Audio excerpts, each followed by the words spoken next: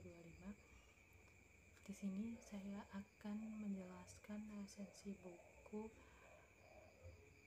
dengan judul Metodologi Studi Islam guna memenuhi tugas UTS MSI. Sebelumnya saya akan membacakan identitas bukunya, yaitu judulnya Metodologi Studi Islam, penulisnya Dr. Nuaidah MAG dan Muslimin MCom, penerbitnya yaitu Umi Aksara, cetakan pertama, halamannya ada 240, tahun terbitnya yaitu 2023.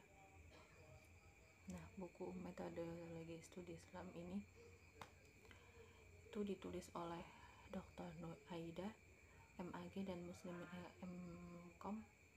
Nah, buku ini itu membahas tentang studi ilmu keislaman yang pokok serta dasar penulis yang menginginkan, yaitu umat Islam dan peminat kajian Islam dapat memahami bagaimana keyakinan seseorang bisa tercermin dalam kehidupan sehari-hari. Nah, pentingnya memiliki perilaku yang baik dalam interaksi sosial, kebutuhan akan pengetahuan, serta melakukan kebaikan dengan harapan akan ridho Allah Subhanahu wa Ta'ala.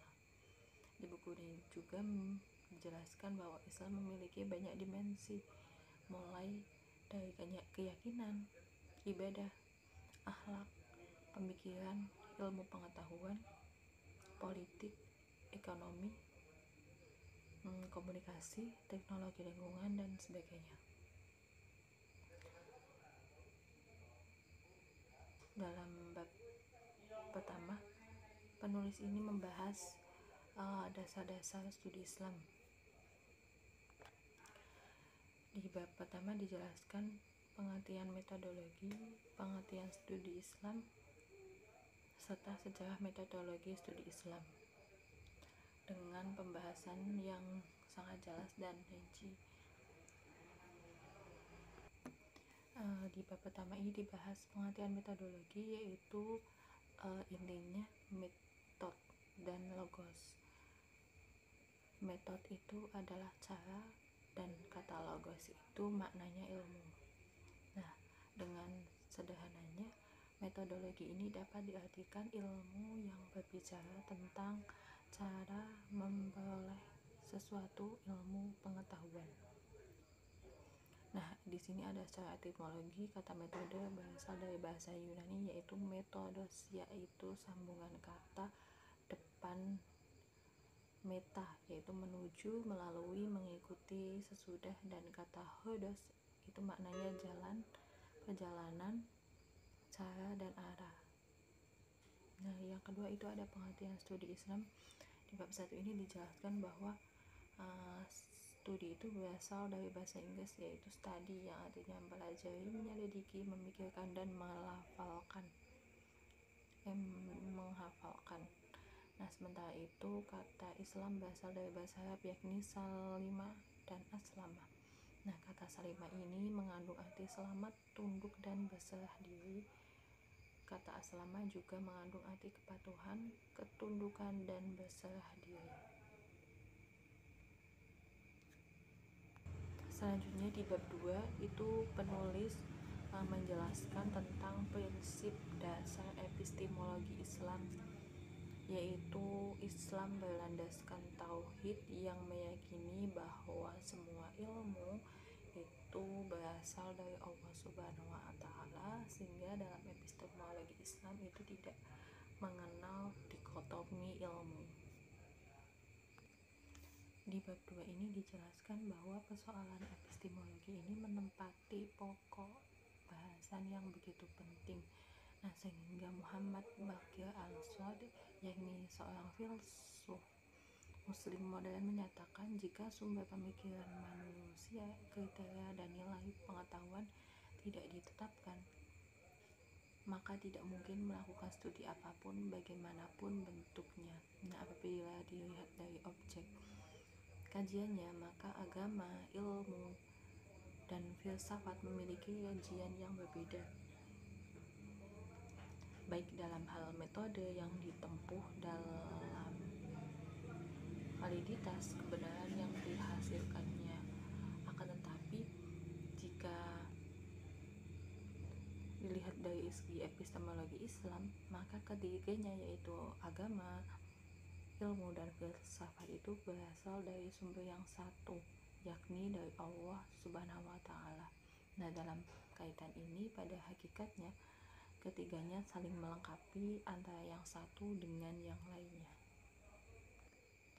Nah, di bab 3 ini penulis menjelaskan tentang sumber dan karakteristik ajaran Islam, yaitu Al-Quran. Nah, Al-Quran itu susunan redaksinya, pemilihan kosakatanya, kandungannya, tersurat dan tersirat, bahkan sampai pada kesan yang ditimbulkannya. Di bab 3 ini ada poin yang sangat penting, yaitu pada umumnya agama dapat meliputi beberapa dimensi. Yang pertama itu tata keimanan atau keyakinan atas adanya sesuatu yang mutlak di luar manusia. Nah, yang kedua ini tata kaidah yang mengatur hubungan manusia dengan manusia dan alam lainnya sesuai dan sejalan dengan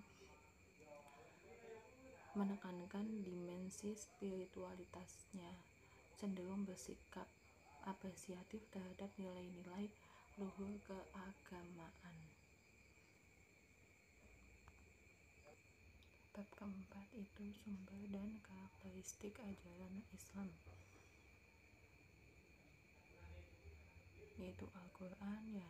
Nah,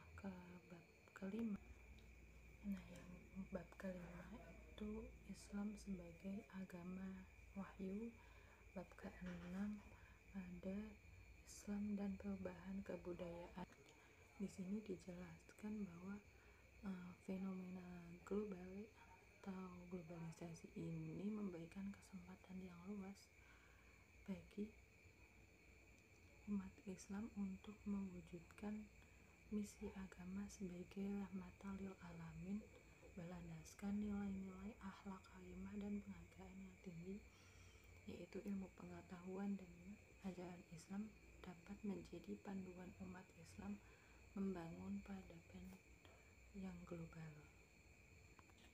Di bab ke-8 itu ada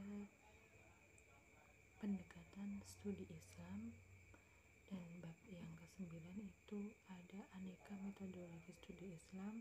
Bab ke-10 itu dimensi aliran pemikiran Islam, dan bab 11 itu efek globalisasi pada studi keagamaan.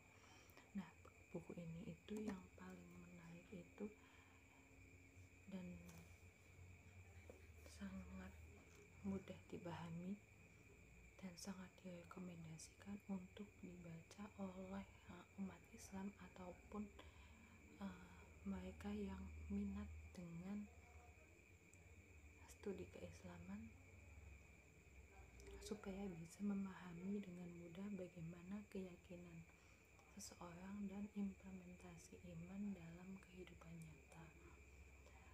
Kekurangan buku ini itu terletak pada cover buku yang kurang menarik ya, dan ada penjelasan yang kurang efektif, seperti itu.